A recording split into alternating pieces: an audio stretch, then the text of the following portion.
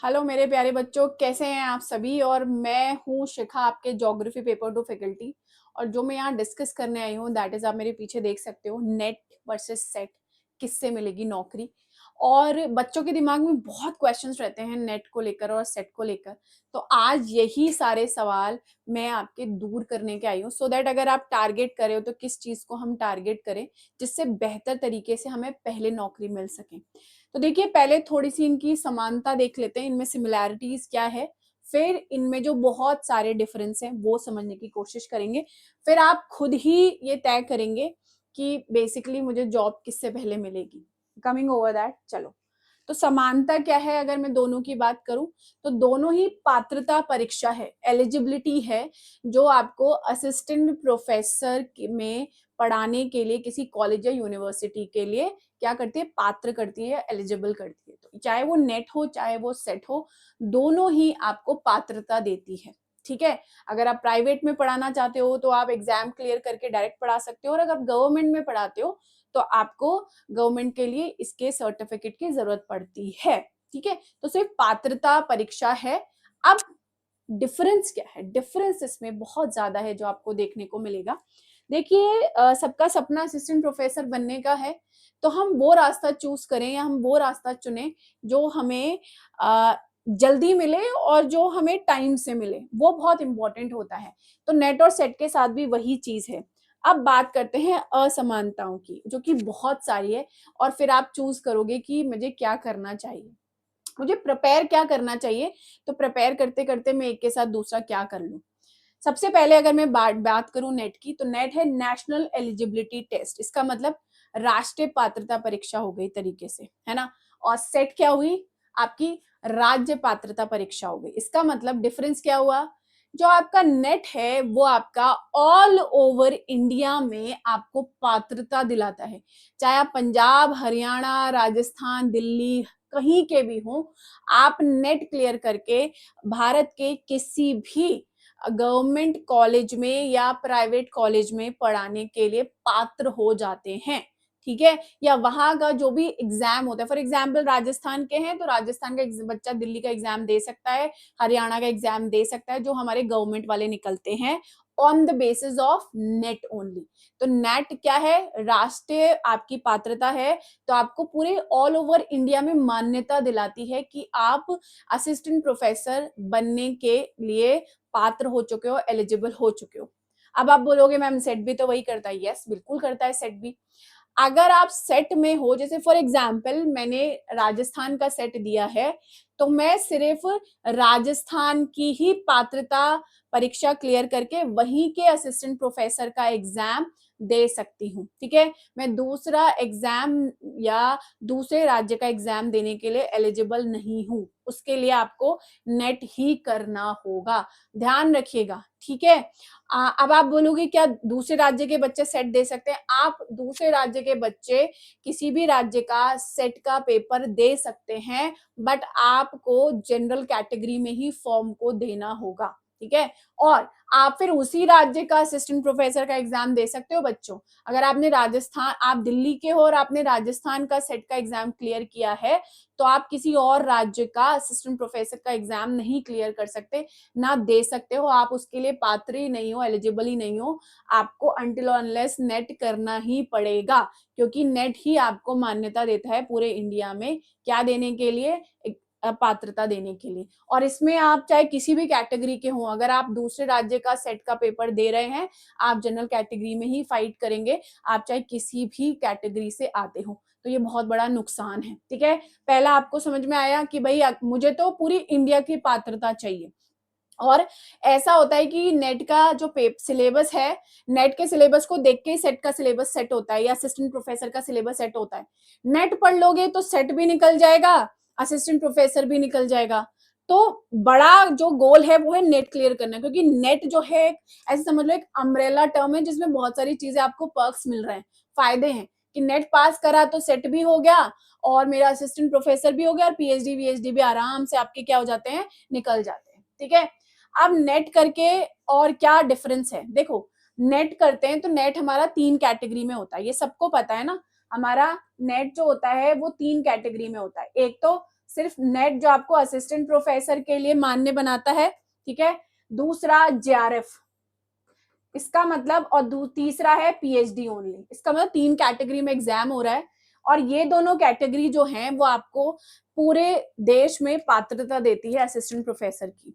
वहीं अगर मैं जेआरएफ की बात करूं तो वो क्या हो गया, वो आपका स्कॉलरशिप हो गया कि 2 साल के लिए आप जूनियर रिसर्च फेलोशिप लेते हो और 3 साल के लिए आप सीनियर रिसर्च फेलोशिप लेते हो। और अगर आप रिसर्च वाले करियर में जाते हो तो आपको इसका एक्सपीरियंस भी मिलता है, क्योंकि आपने फुल टाइम पीएचडी करी, क्योंकि आपने गवर्नमेंट से ग्रांट उठाया है, आपने गवर्नमेंट से स्कॉलरशिप उठाई है, तो आपको क्या होगा, ये आपके एक्सपीरियंस में भी ऐड होगा, ठीक है।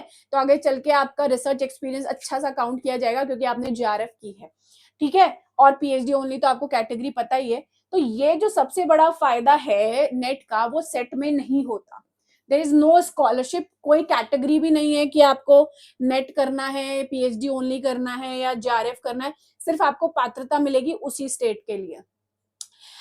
कोई अगर राज्य अगर देता होगा तो वो फिर कैटेगरी वाइज देता है, पर वो सेट में नहीं मिलती है, पर वो कैटेगरी वाइज फिर वो मिलती है। एससी एसटी गर्ल्स हो गई या कुछ और हो गया, पर वो इसके तहत नहीं मिलती है। तो सबसे बड़ा ड्रॉबैक है कि इसमें आपको नहीं मिलेगी कोई स्कॉलरशिप, ठीक है। यस। अब तीसरा, नेट अब कंपलसरी है पीएचडी एडमिशन के लिए। नेट अगर क्लियर करते हो तो पीएचडी में एनरोल होने के लिए बिल्कुल बिल्कुल क्या हो, बिल्कुल आप पक्के हो गए हो कि आप नेट करके पीएचडी में एडमिशन लेते हो। जेआरएफ के थ्रू तो ऑब्वियसली आपको स्कॉलरशिप भी पीएचडी करने के लिए मिल रही है, और बदले में असिस्टेंट प्रोफेसर बनने की पात्रता भी आपको मिल रही है, और पीएचडी ओनली कैटेगरी भी है इसी के लिए। तो नेट करके आपको पीएचडी में एडमिशन नेट के थ्रू ही मिलता है, ठीक है, और कोई तरीका नहीं है। सेट के थ्रू कहीं नहीं होता है ना। अभी तक भी सेट के थ्रू कहीं भी आपको पीएचडी में मान्य नहीं माना जाता या एलिजिबल नहीं माना जाता, ठीक है। तीसरी बात, जो सबसे इंपॉर्टेंट बात है कि देखो, नेट का आपको पूरा कैलेंडर पता है कि 2 साल में 2 बार पेपर होएगा, एक जून में होगा, एक दिसंबर में पेपर होगा। तो आप उसके हिसाब से वेल प्रिपेयर हो सकते हो कि फिक्स टाइम है कि भाई इधर दिसंबर में होना है और इधर जून में पेपर होना है। आगे पीछे होता है तो थोड़ा सा हो जाता है, पर आपको फिक्स पता है। पर अगर मैं सेट का बोलूं, जिस भी राज्य के हो, देखो सेट का कुछ नहीं पता है।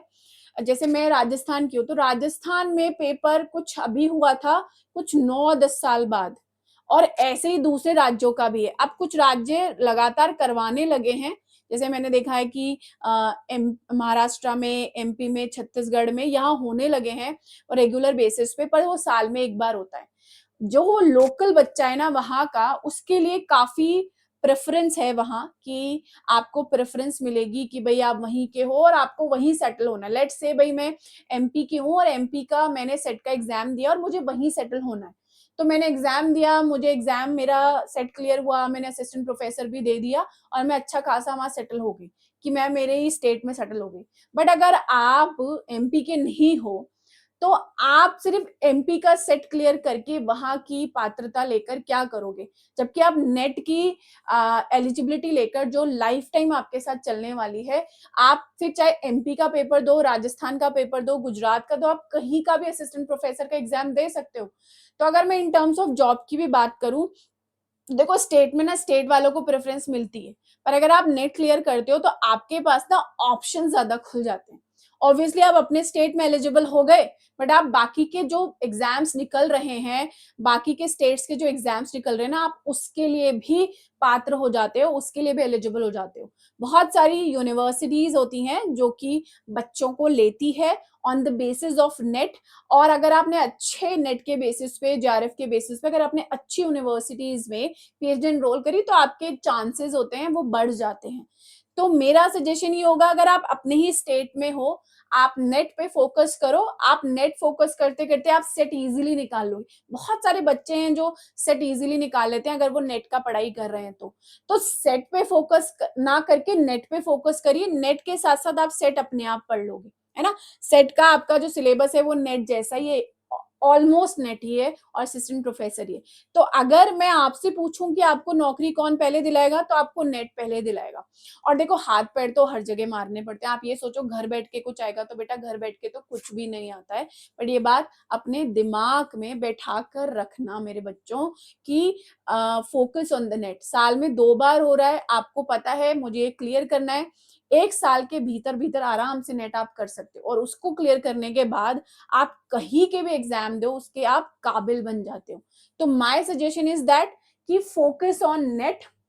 नेट पे फोकस करते करते सेट अपने आप हो जाएगा, है ना, सेट अपने आप हो जाता है। और उसके बाद असिस्टेंट प्रोफेसर, तो आप नेट की आपके पास में सर्टिफिकेट आई, सेट की भी आ जाएगी। अब नेट की आ गई तो देखो सेट की जरूरत नहीं होती है। बहुत बच्चे ये भी पूछते हैं कि नेट कर लिया तो सेट करना जरूरी है क्या? नहीं है, पर सेट कर लिया तो नेट करना कंपलसरी है, अगर आप अपने स्टेट से बाहर निकलना चाहते हो तो। अगर आप किसी सेंट्रल यूनिवर्सिटी में पीएचडी में एडमिशन लोगे ना बेटा, तो सेट के सर्टिफिकेट को मान्यता नहीं मिलती है उतनी जितनी नेट को मिलेगी। तो आप ये भी बात ध्यान में रख लो। अगर आपको अपने स्टेट में रहना है तो सेट बढ़िया चीज है, अगर नहीं बाहर निकला, मुझे लगता है ऑब्वियसली हम सब ऑप्शंस देते हैं, we are looking for good options, ठीक है, तो उन ऑप्शंस के लिए you should focus on the NET, जो साल में 2 बार हो रहा है, ऑल ओवर इंडिया में आपको एलिजिबिलिटी पात्रता दे रहा है, आप कहीं भी एग्जाम दे सकते हो, उसके लिए आप फ्री हो, और इजीली क्या पता आप कोई से भी स्टेट के एग्जाम में निकल जाओ, पास हो जाओ। सेंट्रल यूनिवर्सिटी होते हैं, स्टेट यूनिवर्सिटीज होते हैं, जो भी एग्जाम्स होते हैं इजीली आप निकल सकते हो। तो मेरे हिसाब से नेट आपको नौकरी जल्दी देगा एज कंपेयर टू सेट के। और सेट का फिक्स भी नहीं है ना, कभी 10 साल में हो रहा है, कभी 3 साल में, कभी 4 साल में, तो वो भी एक प्रॉब्लम है। प्लस हमको एक लिमिटेड एरिया में ही जॉब के प्रोफाइल्स मिलेंगे, बाकी में नहीं मिलेंगे।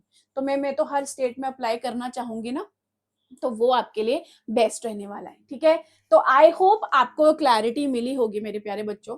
तो if you are focusing on NET, अगर आपको चाहते हैं, मेरे वीडियो से आपको लगा कि मुझे नेट करना है, तो बच्चों आप मेरे साथ जुड़ सकते हो, ठीक है ना।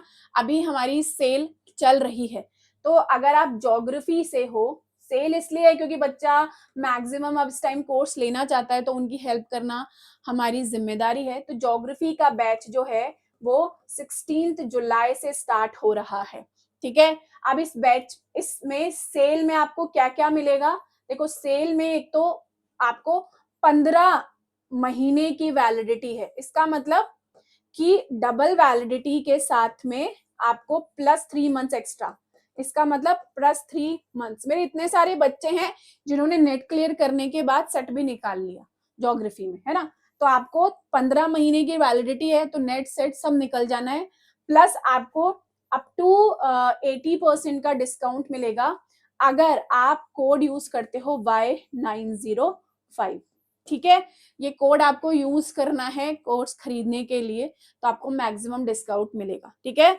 तो बस आपको क्या करना है, आप गूगल पे अड्डा टाइप करो। आप सोचोगे मैम क्यों नहीं बता रही, क्योंकि इसमें चल नहीं रहा, इसलिए मैं आपको लिख के बता रही हूँ, ठीक है। अड्डा पे जाइए, ठीक है, अड्डा में ऑल कोर्सेज पे आपको जाना है। ऑल कोर्सेज में आप यूजीसी पे चले जाइए, और न्यू मेगा पैक्स, ध्यान रखिएगा मेगा पैक ही लेना है।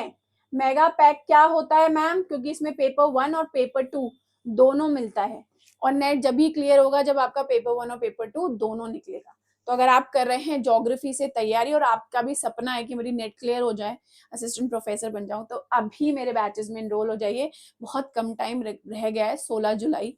अगर आप पहले दिन से आएंगे तो ज्यादा बेटर होगा। एंड दैट्स योर कोड, ठीक है। मैं कोड को जरा अच्छे से हाईलाइट कर देती हूँ।